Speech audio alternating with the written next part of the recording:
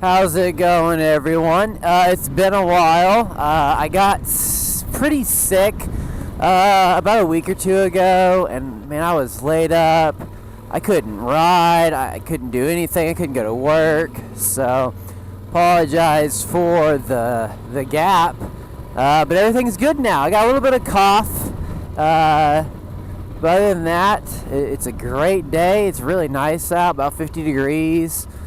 It's pretty dry out here. I thought it'd be a little bit wetter, but that's okay. So anyways, this episode, I want to talk about the horrible decision between trying to figure out, do you want a dual sport bike or an adventure bike? And some people are going to say, well, what's the difference? And there may not be a difference. It may just be a matter of opinions. But in my opinion, there is a difference. So for me, when someone says dual sport, I think small frame, single cylinder bike, KLR 650, XR 650L, XR 650R, DRZ, there's like 10 different ones it seems like everybody uses, WRs, heck, I'll even give you the CRF 450 and 250X if you make them street legal.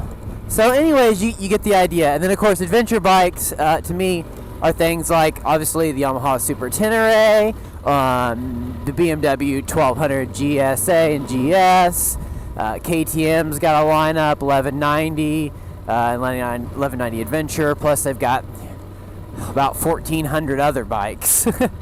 So you get the idea of it.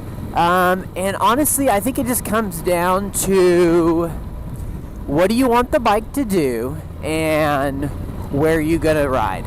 So for me, as much as I hate to admit this, I am unfortunately on the street more than I'm on the road. So for me, the adventure bike really interests me because it's something that I can load up some luggage, I can put the girlfriend on the back, just kind of strap her down, No, I'm just kidding. And, go visit family or go on a road trip, essentially. The bike can do it, no problem. We've got luggage if we want to, put stuff in it. Or if I want to maybe check out a dirt area that's, a bit of a drive for a dual sport, I can just hop on the highway on this thing, 70 miles an hour. It's no big deal. So for me, that was probably the biggest factor. I felt like I could get more of my money. I should have gone right. More of my money out of an adventure bike than a dual sport.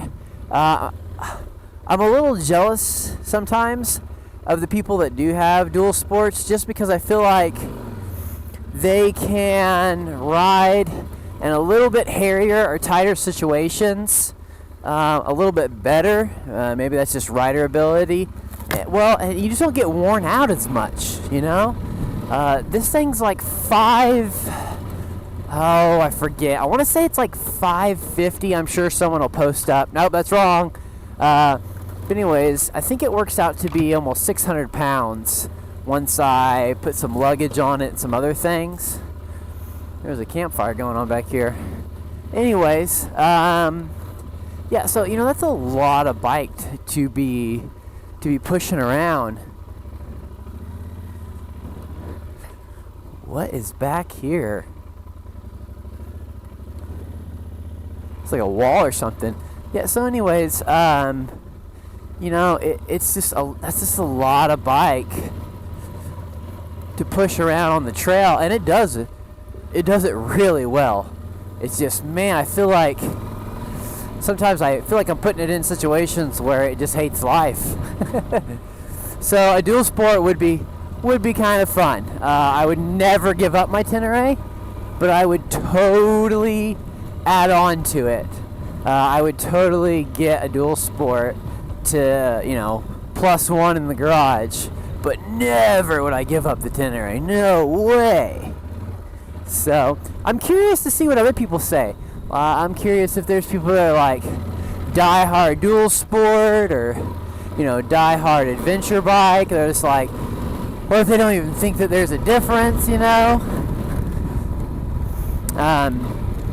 I think it's really cool that there are the two, we'll say, different families of bikes, but yet they get along. I think they get along.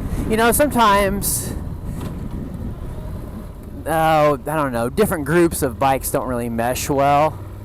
But I think Dualsport and adventure bike guys mesh really well together. Hey, hillbillies. So.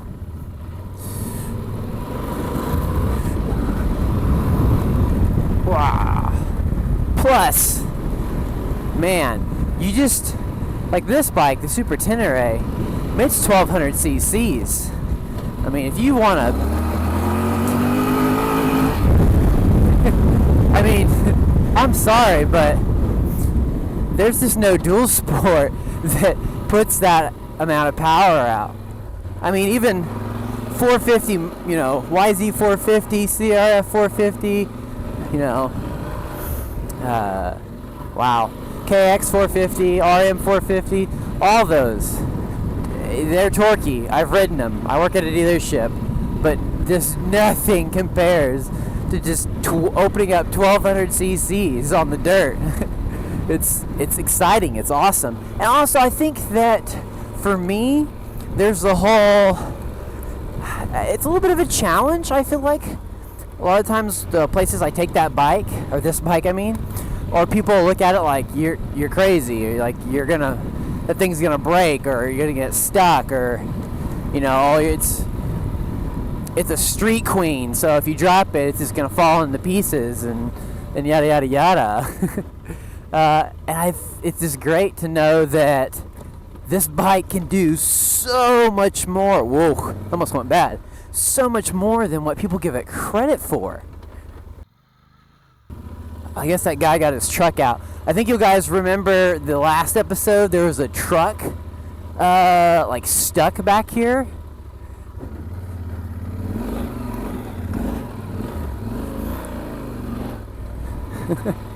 I guess he got it out. I don't know how they got that thing out. Man, I would love to have been back here for that. So honestly, that's pretty much it. I don't really have a lot else to say. I just felt really bad that I hadn't put out a video in a while. And I knew I was going to go ride today just because I seriously needed to get some wheel time or tires or bike time, whatever you want to call it. I just needed to get on the bike today. So I was like, you know what, I should probably make a video for everyone because it's been so long. My suspension is hating me right now. We're going to go check this out. Pause the video because you just found treasure. Oh yeah, what do we got? Rap and Techno 2. It's volume 2.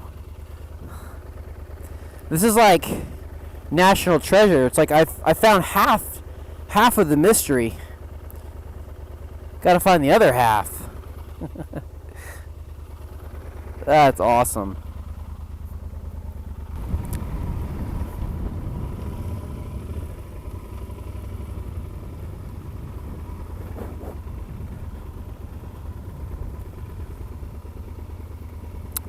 Alright everyone, I think that's a wrap for this video. I'm gonna chill here for a minute and hydrate. Appreciate you guys watching the video. As always, if you enjoy it, go ahead and hit that like, thumbs up button for me. Feel free to comment below too. And if you want to see more, go ahead and hit that subscribe button. And as always, this is Tweak with Tweak's World. See you later.